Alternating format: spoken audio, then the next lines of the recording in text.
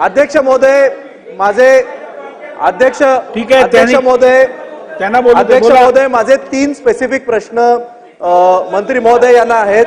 अहो तेच देतील ना, मी तेच विचारतो ना विचारतात, परत. 2100च विचारतात, त्यांना संधी तर द्या. अहो मला बोलू द्या ना. आता सगळे माझे- प्रश्न तुम्हीच विचारणार, त्यांना माझे एक संधी 3 तर द्या. स्पेसिफिक प्रश्न आहेत.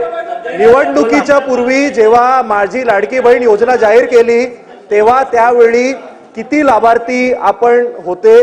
त्यानंतर निवडणुकीच्या नंतर जेव्हा सगळे निकष लावण्यात आले, घरात गाडी असेल, दुसरी योजना मिळत असेल, त्यामुळे एक्झॅक्ट आकडा किती आहे, किती लाडक्या बहिणींना अपात्र करण्यात आलं, ज्यांना आधी योजनेचा लाभ मिळत होता आता मिळत नाहीये? आणि तिसरा स्पेसिफिक प्रश्न, सरकारने सांगितल्याप्रमाणे महायुतीच्या वचननामात असल्याप्रमाणे मंत्री महोदयांनी कृपया आम्हाला सांगावं की लाडक्या बहीण योजनेचे 2100 रुपये आपण देणार की नाही? Yes or no? मला सभागृहाला त्या ठिकाणी नमूद करायचंय की ऑक्टोबर 2024 मध्ये ज्या वेळेला आचारसंहितेच्या आधीचा लाभ वितरित करण्यात आला होता त्या लाभार्थ्यांची संख्या 2,33,64,000 सुमारे इतकी होती.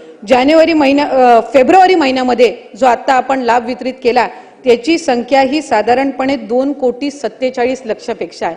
याचा अर्थ असा की आचारसंहितेच्या आधी 2,33,00,000 होती आणि आता 2,47,00,000 आपण महिलांना लाभ हा त्यांच्या खात्यामध्ये जमा केलेला आहे.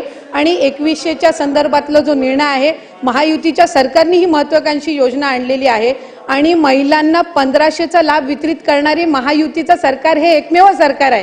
त्याच्यामुळे त्यांच्या आयुष्यामध्ये हा जो आनंद आहे हा अशाच पद्धतीने ही योजना राहणार आहे.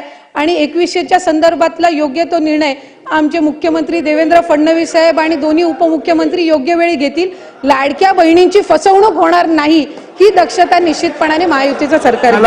पुढे